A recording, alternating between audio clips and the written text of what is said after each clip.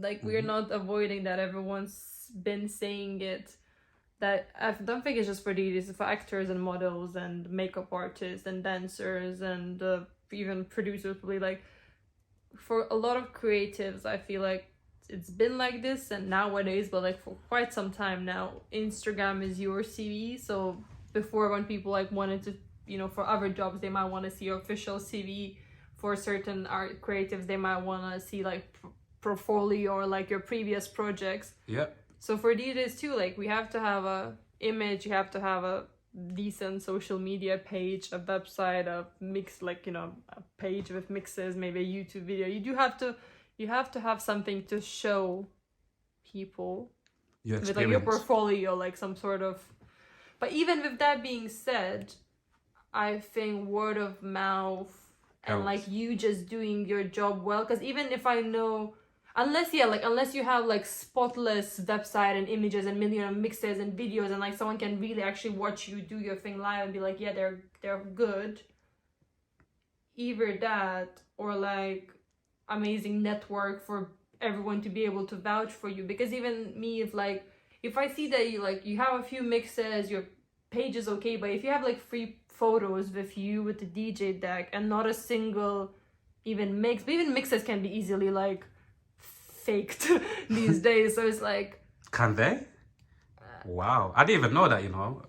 No, I mean you can put someone else's mix. I don't know, like, you know. So I think one kind of more scare or like worry I have is my lifestyle, and like I've been pretty much, again, I've been a bit proud of myself with like handling alcohol and stuff, because like my lifestyle is like the recipe. Again, for DJs, I want to DJ. I'm like like, you know, do you, because like the lifestyle is the recipe of like disaster pretty much. Like late hours, no consistent sleep, wake time, you know, being awake at night all the time, eating at night, being surrounded by alcohol, loud music. Like it's just for your body, and like in terms of, you know, because if your body, like if you physically don't feel good, it's hard to feel, you know, you need to feel mentally good, you need to first be healthy physically.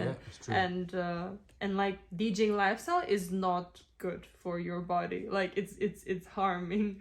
So I even did like I did a photo shoot in December, which was amazing because I saw someone else did. I saw amazing pictures, and I'm like, I need some, because I've done like even summer I was like, okay, like I need to do more branding, I need to do some like press shots, like take some.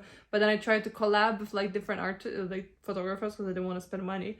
And and I kept telling everyone like I want DJing pictures, but like every photographer was like, oh, I want to make creative, I want to be beauty, like something, and I'm like, I can't use these photos for anything. So I hired a photographer in December. I was like, I want more like DJ, like press kit kind of photos. So I did, and that helped, but that was like investment. So keyword investment. You made that investment in yourself. No, but yeah, so like it's easy, but it's not easy to make it look easy. Yeah, that's the line of the day. It's easy.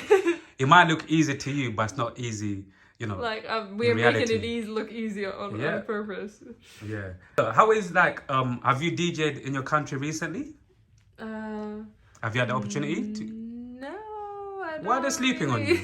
Why are they not hollering on you? Well, there's no music industry like that there. I had a few friends that kept on trying to make some events there, and then like every few months maybe ask me to play, but I don't. I'm not what about in touch as much with them. Yeah, what about like doing private parties, like certain, obviously big birthdays, like doing certain things like that, like for people back home in your country?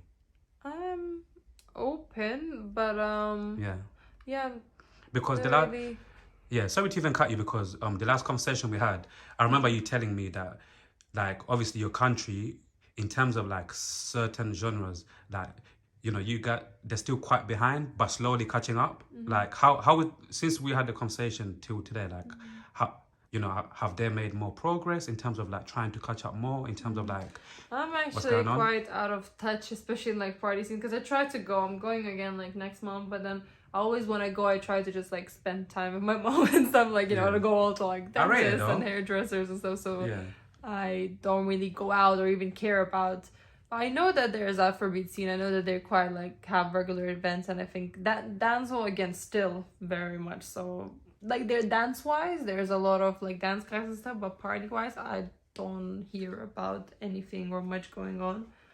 But then Afrobeat wise, I know there is things.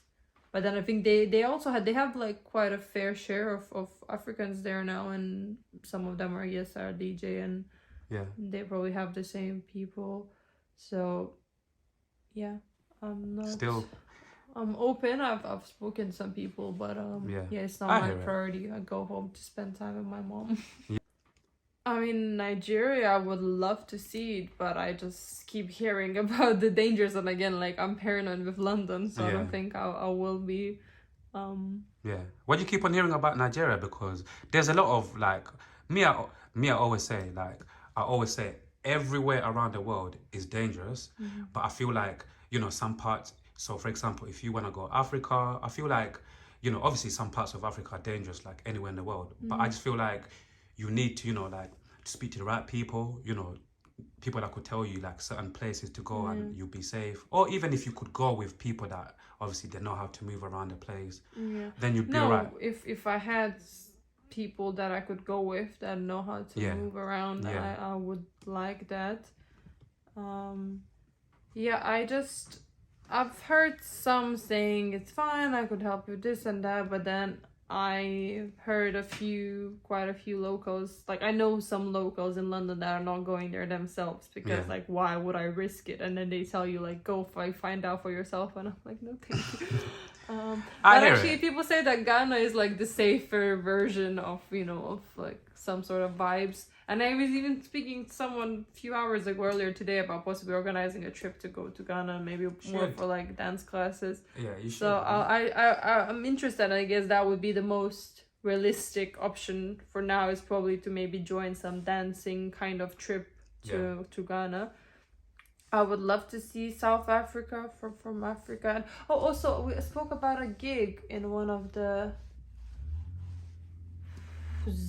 either Zambia or Zimbabwe. I remember the Z letter, but like about possible having a gig in one of the places. Yeah, Zimbabwe quite cool. I hear. I got a few Zimbabwean friends. I hear some very cool things. But yeah, like we say, anywhere you go in the world, you know, you're gonna get some bad parts, some good parts, and just, you know, it's just all about moving correctly, man.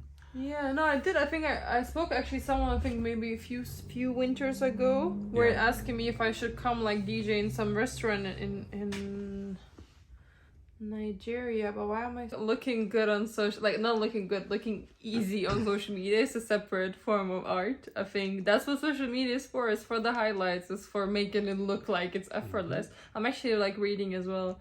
And one DJ kept telling me like, you need to read like 50 Laws of Power. So I did, like, sounds familiar, I'm reading it now. Yeah. Like, yeah, it's one of the populars, but I'm only reading like summarized version, so it's very like quick glancing through the laws. But like most of them are as well like speaks a lot about like you need to make it look effortless. Nobody wants to know how hard it takes. They want to like feel the fantasy. They want to think mate. It's like is that what we need to do? DJ Temi, is that what we need to do? Fuck you know, mate. We need to make it look effortlessly, Yeah, no, I think that helps, like, because people think like, oh, how do they do it? And that's how help they me. Want to... It's hard. I'm joking, God. Like the importance of light and like, you know, us seeing the day, seeing the daylight, going to sleep when it's dark, and, you know, waking up when it's light, and people basically saying that night shift workers on average live like 15 years less.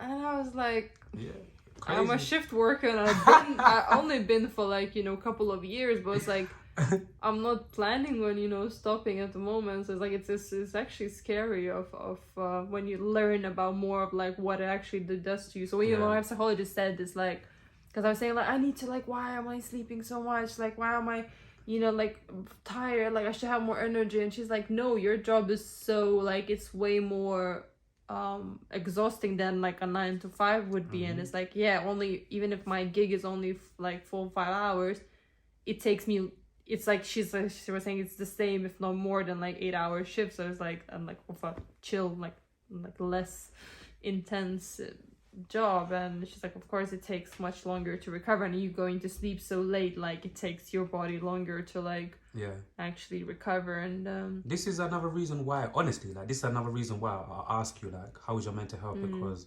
listen, you see, like when I worked at a wedding venue, and every fucking shift it was people getting drunk. It was amazing, by the way, but as a human being, eventually, like, you know, your body clock, it will catch up to you, get me? And my sleeping pattern was messed up. And I remember I enjoyed it, but every shift, like you said, loud music, alcohol, and even in general, lights, so many, it's like music. There's two things as well, like sometimes when people don't realize, like, you see when you work in loud environments, it's not even just the music. Remember, there's people are also within the music shouting as well, and it's drunk so much shit is going on. When you're a DJ as well, like you have to have all these social interactions that I never signed up for it. When I go to a gig, I'm like, I'll play the music. You know, you're thinking about the music side. I'm not thinking of how many people I have to like, not necessarily argue, but you know, like depends. Like a lot of people are rude, a lot of people are entitled, a lot of people are. Yeah, it's true. So you know, it's a lot of.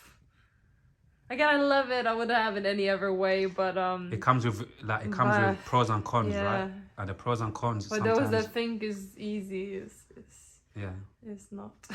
It's not easy, man. This game is not easy. But you sure, like you sure you're mentally in a good place, and it's constant work in progress. And like even now, I think I'm confident, because even when I'm not good, like I'm accepting it, and I know kind of how to deal with it, and I've been blessed. Like as I already said, like I had a bit of a project of